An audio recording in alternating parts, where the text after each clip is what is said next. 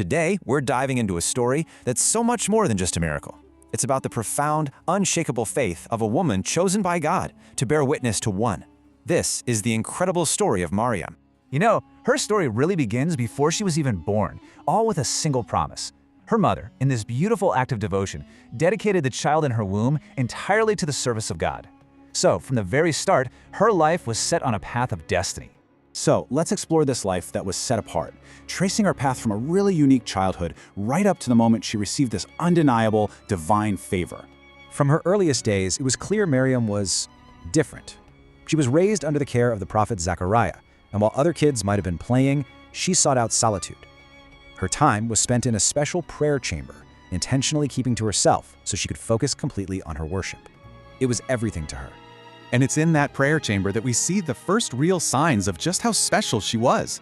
Whenever Prophet Zechariah would visit her, he'd find something completely baffling.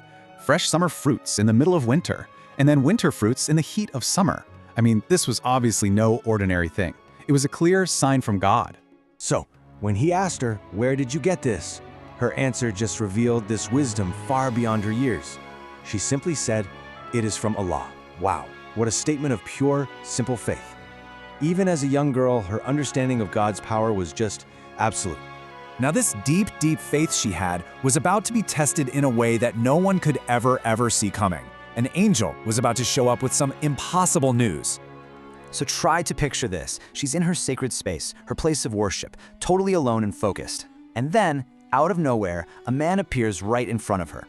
You can imagine her immediate reaction. It's just pure human fear. She instantly prayed for protection from this stranger.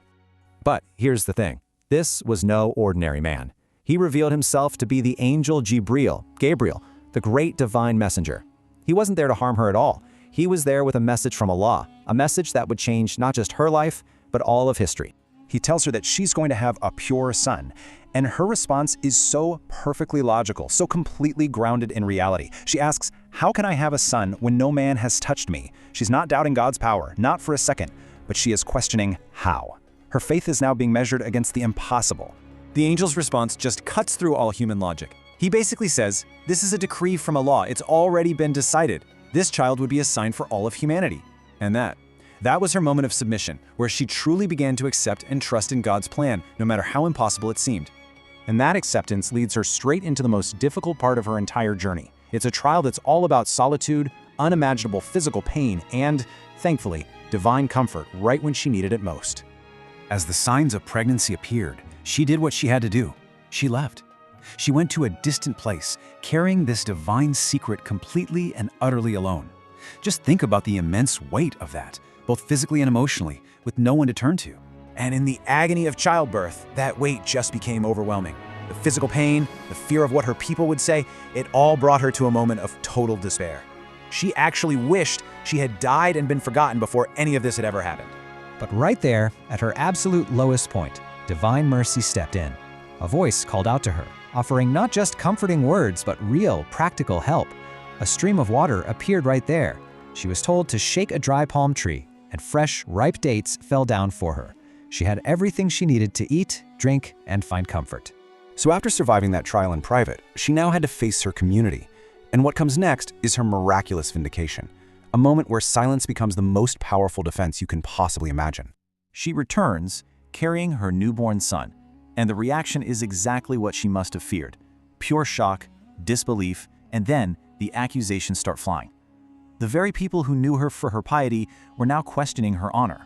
So what was her response to these devastating accusations? Nothing. She followed her instructions from God and stayed completely silent. Now, this wasn't weakness. This was an act of supreme faith. She was placing her entire reputation, her entire life, in God's hands. Instead of trying to explain this completely unexplainable situation, she did something that must have looked utterly bizarre to the crowd. She just pointed to the infant in her arm. And you can just hear the scorn in their response, can't you? How can we speak to a baby in the cradle? To them, it must have seemed like she was mocking them, just trying to dodge their questions with this absurd gesture.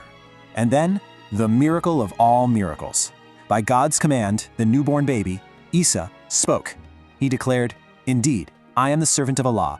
He has given me the book and made me a prophet."